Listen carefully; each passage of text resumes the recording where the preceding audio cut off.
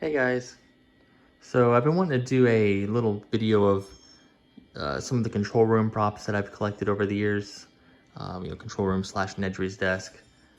As you know, I like to collect some of the more like obscure kind of weird props, and I also collect like, some of the older computer stuff, so older technology things. So this was kind of up that alley. So yeah, let me just kind of start here with the first one here nearest to me.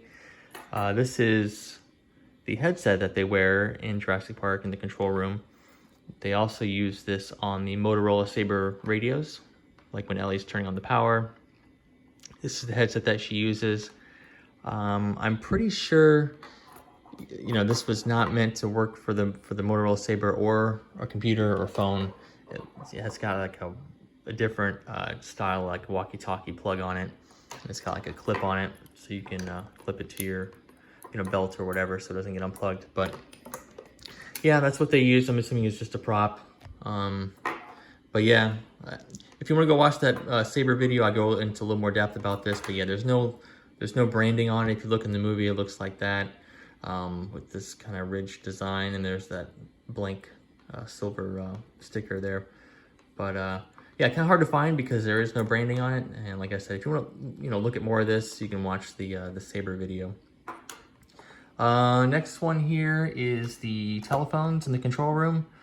This is like the predominant phone. These are like on pretty much every desk. There is another black telephone. I can only see one of them in the movie. But this is on all the desks. Yeah, it's like a PBX style phone, like a phone system phone. So you can't just plug this into your landline if you even have one of those anymore. It requires the controller. And I actually bought one of the controllers, the PBX box. It was like 25 bucks, like shipped. It was super cheap. I actually work with phone systems for a living. I'm in IT, and one of my roles is to work on phone systems. I mostly work with newer VoIP systems, but I do have some experience with the old PBX stuff, and kind of figuring that out and programming that was kind of fun. And it was pretty cheap. I think I got this phone for like 20 something bucks, and the controller for like 20 something bucks. And I'll actually include a video. I'll cut to that in a second here. But they actually use the ringtone that this phone makes in the movie. So when Grant calls Hammond, you can hear that ringtone. Granted, the phone that Hammond picks up that was ringing was like is a different phone in the bunker, but they definitely use that sound. You can hear it, and I'll link a little or not link, but I'll cut to that video right now.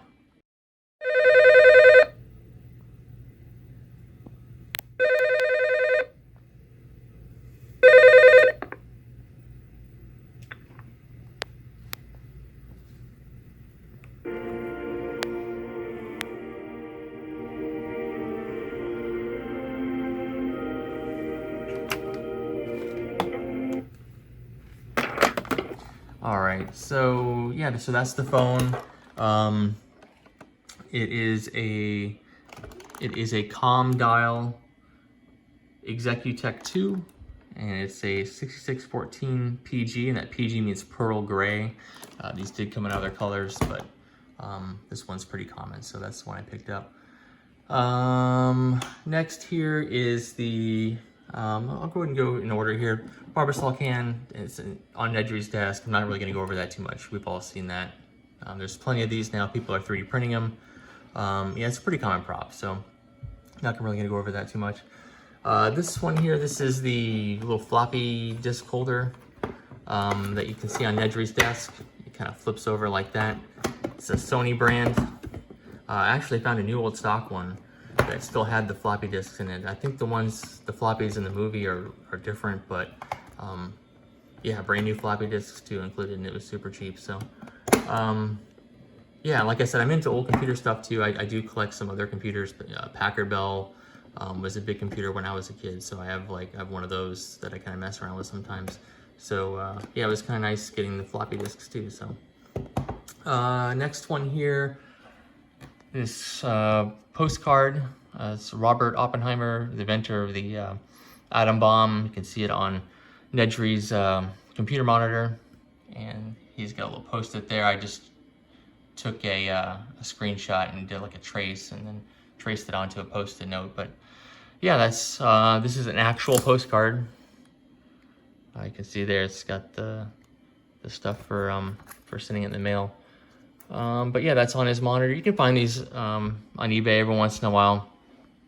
They can be kind of expensive for some reason. I got this one maybe for like, I was under 10 bucks, but I got it years ago. Now they go maybe like 30 bucks with shipping and stuff. I don't know why, I guess because it's vintage, but yeah, so this next part here is the monitor. This is not the actual monitor that they used in Jurassic Park. This is just one that I have for other projects, but the ones that they used in the movie were made by a company called Supermatch. Well, the Macintosh monitors were Supermatch. There's also SGI machines and stuff. I'm not gonna go too far into that stuff, but yeah, I use this monitor here for this demonstration because it runs, is it a 1280 by 1024 resolution, which is what I built this.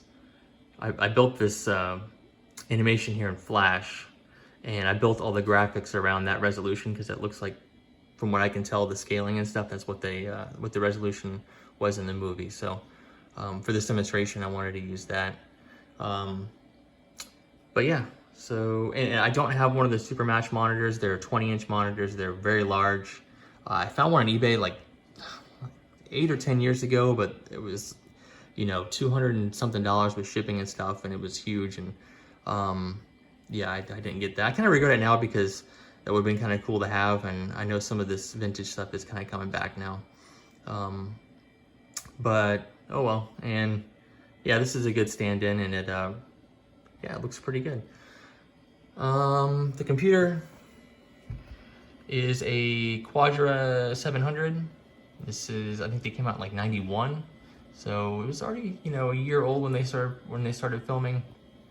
I've gone over a little bit of this before with my CD-ROM video about the Explorer CD-ROM. But yeah, it's a Quadra computer. These are actually really expensive. This is a very high-end computer back in the day. Like I said, all this stuff was like on lease or on loan. So yeah, I mean, it makes sense that they want to go with the latest and greatest stuff. Then right here, you got the Jolts soda bottle. I just got this on eBay. It was only a few bucks. It's a vintage one and seems to match what you see on screen. This postcard here, well, this isn't a postcard. This is just a print. And I'll actually link the artwork for this if you want to print this out. But yeah, it's Supdnuts. It's a like a potato donut shop. There was a few of them, looks like, in California. It looks like it was kind of a national chain, but this is the postcard that he has attached to his tower there. The next one, Maxibeam. I'm not going to go over this too much. You do see these in the control room when they turn the power off. You can see there's a, you know, Muldoon pulls one out, and there's a few of these on the desks and stuff. So I kind of included it in this video, but yeah, my most recent addition here, which I'm excited about, is the lamp. So I know a few people have been looking for this for a while. My friend Christopher on the Replica Prop Forum, he made a post about it. No real leads. I know Paul responded to that thread and was looking too. So I was actually involved in a conversation with some other fellow motor pool members and about a different set of props. And I just kind of threw this out there because it's something I've been looking for on and off for a while. Yeah, I looked through every, you know, eBay listing for used desk lamps and every Etsy listing for used desk lamps, and I looked through like prop warehouses and stuff. I couldn't find anything on this thing. But yeah, in that group, I just kind of threw it out there, and yeah, Matt Hilburn, you know, decided to take it on, and he had already found some other really cool props and stuff that we were talking about. So yeah, he was definitely up to the task, and when you know, there was one on Etsy. Well, actually, it was cross-posted to like 3 different random sites, but like Etsy was the one that I was already familiar with, and it just happened to be on there. And this is the only one I've seen for sale or pictures of. There's one other guy who has one on the internet, and he was having some problems with it, but it wasn't for sale. Yeah, super rare. It's made by Tekna. Yeah, and I'll include some, little screenshots of the branding and stuff on here. But yeah, it was definitely it's definitely a rare lamp. I found the patent on it. It was patented in like 1989. The guy who invented it actually invented some other cool things, like some night vision goggles for the military, and he owned the company Tekna also does like scuba diving stuff. They do some scuba diving lights, knives and stuff like that. So yeah, really cool lamp. And yeah, it's kind of a light gray. In the movie they look kind of black, which in the thumbnail for this video I kind of took like a dark shot, and it looks black in low light. But yeah, it was a really cool find, and I'm really glad I got it. One interesting thing to note here is the base. I thought they were like a clamp, like an architect, like a clamp, situation. And I'll show us a screen cap here of why I thought that. But it looks like they had modified it for the movie. They had mounted it to they'd taken this base off and mounted it to like a pole.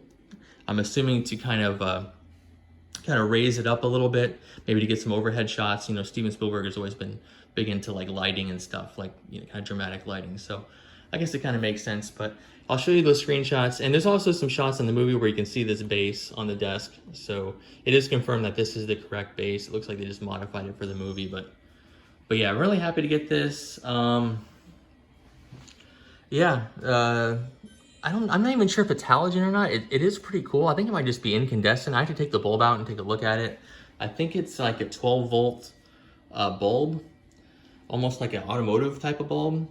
And I think this down here is the transformer. So this, takes it from 120 volts, drops it down to 12 volts DC. I'm pretty sure that's what's going on here, but I still have to take the bulb out. I've been kind of hesitant to mess with it because I don't want to break it, but it is in really good condition. So, yeah, I'm thankful for that.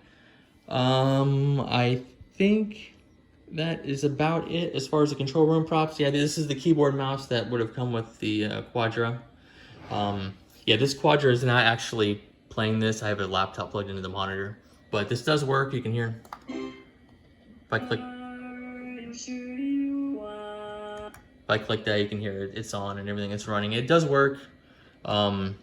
It's just, I made this in Flash, so this is a very very old. Even now, Flash is old, but like this is even older. So I had to hook up a modern computer to run my little simulation here. But yeah, I think that's about it. So there's some other videos I want to do coming up.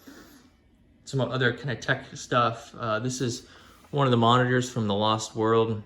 This is on Hammond's desk, and it's actually a touchscreen, which is kind of cool. And you also see it in the RV. You can see it'll play the trailer, status window and all that stuff like that. So they used it in a couple different spots in The Lost World. And this is also in The Lost World. This is in the RV. And I had this exact monitor as a kid too. So I went ahead and picked up another one. This is not the one I had as a kid, but this is the one that you see in the RV. And I used it for some of my other old computer projects. But another video I want to do eventually is the egg turning robot, the RVM2. Yeah, I picked up one of the Chronicle Collectibles replica eggs. It was actually molded from one of the screen used ones. So I want to make a set of fingers for it like it was in the movie. I built this to basically pick up wine bottle, or not wine bottles, but liquor bottles. And if you look at some of my older videos, I have a video of this bartending and picking up drinks. So I actually moved some stuff around here. I kind of resituated the bar, so I have to reprogram it. So it's not working right now, but I want to get to that. I want to get that hooked back up where it's doing the bartending, and I also want to do maybe like a little thing with the eggs. So but yeah, so those might be some videos coming up. Yeah, if you guys have any other suggestions of stuff that you want me to cover or maybe research, I'm always kind of looking for new for new things to find and research. And it's kind of fun searching for this stuff. So, and yeah, there's definitely other people that are interested too. So yeah, if you have any suggestions for stuff for us to look for, that'd be really cool. All right, well, thanks for watching.